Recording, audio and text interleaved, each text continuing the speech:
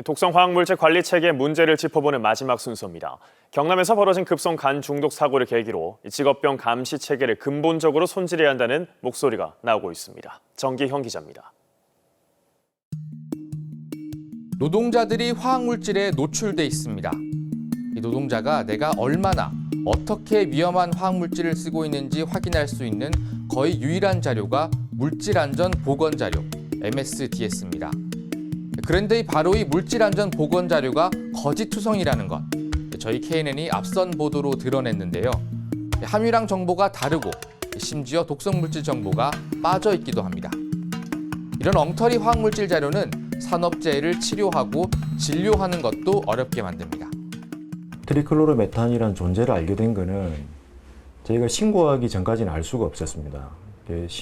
안전보건공단에 신고를 하고 조사를 하면서 물질안전보건 자료에는 없었지만 그 시료를 채취해서 분석하는 과정에 트리클로로메탄이 있다는 것을 이제 그때야 알게 됐습니다. 물질안전보건 자료는 기업이 작성합니다. 하지만 이를 확인하고 감독하는 기능은 사실상 전무합니다. 실제 물질의 성분을 분석하는 공적 절차가 없기 때문입니다.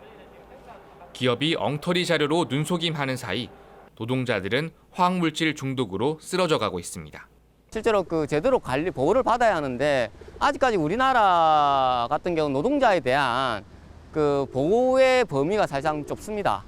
또 그리고 노동자를 보호하는데 많은 시설이 투자되는 건 사실인데 그것을 사실상 비용으로 또 생각하시는 분이 계세요. 올해 초 전국 6곳의 직업병 안심센터가 만들어졌습니다. 화학물질 직업병이 의심되면 찾을 곳이 생긴 것인데요. 노동자 보호장치가 마련된 셈입니다. 하지만 부족합니다. 병이 난 뒤에 찾는 것이 아니라 미리 예방하는 것이 중요하기 때문이죠. 우리나라에서 유통되는 화학물질은 6만 4천 톤이 넘습니다. 취급업체도 3만 개 이상이고 화학물질 종류도 약 3만 건에 이릅니다.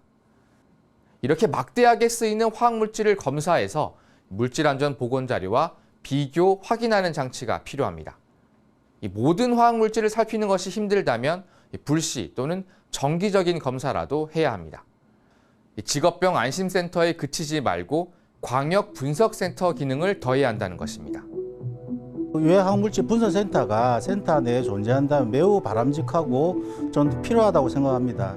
계속적으로 이런 사고들이 생기는 거 보면 우리들의 안전의식 또 직업병에 대한 인식들이 많이 조금 더 바뀌어야 되지 않을까, 또 많은 관심이 필요하지 않을까 이렇게 생각합니다. 화학물질과 물질안전보건자료 관리에 대한 공적, 법적 책임도 강화돼야 합니다.